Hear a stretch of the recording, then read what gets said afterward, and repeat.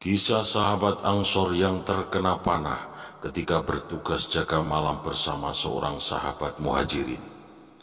Ketika baginda Nabi SAW dalam perjalanan pulang dari suatu peperangan, beliau waktu malam singgah di suatu tempat dan bersabda, "Siapakah yang siap menjadi petugas jaga pada malam ini?" Sayyidina Ammar radhiyallahu an dari kalangan Muhajirin dan Sayyidina Abbad bin Bishr radhiyallahu an dari kalangan Ansor berkata, "Kami berdua siap bertugas jaga malam ini." Kemudian baginda Nabi SAW menyuruh mereka agar bertugas jaga di sebuah bukit yang kemungkinan musuh bisa datang dari arah tersebut. Keduanya pergi ke bukit tersebut. Setibanya di sana, sahabat Ansor berkata kepada saudaranya dari kaum Muhajirin, "Mari kita bagi malam ini menjadi dua. Bagian yang pertama aku yang bertugas jaga dan engkau beristirahat. Bagian yang kedua engkau yang bertugas jaga dan aku yang beristirahat. Sehingga malam ini kita dapat berjaga secara bergantian. Jika terasa ada bahaya, maka yang bertugas jaga hendaknya membangunkan kawannya. Jika kita berdua berjaga bersama-sama, bisa jadi kita mengantuk dan tertidur." Kemudian sahabat Ansor mendapat bagian tugas jaga yang pertama, dan sahabat Muhajirin tidur.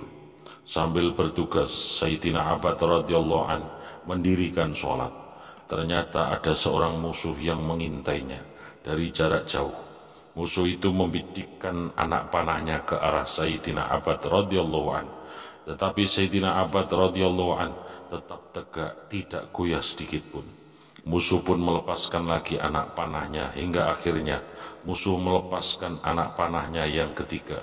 Setiap anak panah menancap di badan Sayyidina Abbad radhiyallahu an, ia langsung mencabut dan melemparkannya dengan tangannya. Lalu ia rukuk dan sujud dengan tenang. Selesai sholat, Sayyidina Abbad radhiyallahu an baru membangunkan kawannya. Ketika musuh melihat ternyata ada dua orang, ia segera melarikan diri. Ia tidak tahu berapa banyak lagi tentara Islam di situ.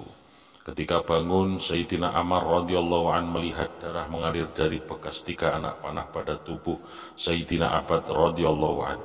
Sayyidina Ammar radhiyallahu an berkata kepada Sayyidina Abbad radhiyallahu an, "Subhanallah, maka mengapa engkau tidak membangunkanku dari tadi?"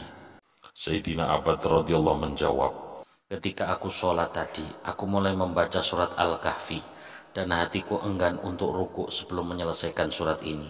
Namun aku merasa khawatir, aku bisa mati jika dipanah terus-menerus sehingga tugas dari baginda Rasulullah SAW tidak tertunaikan.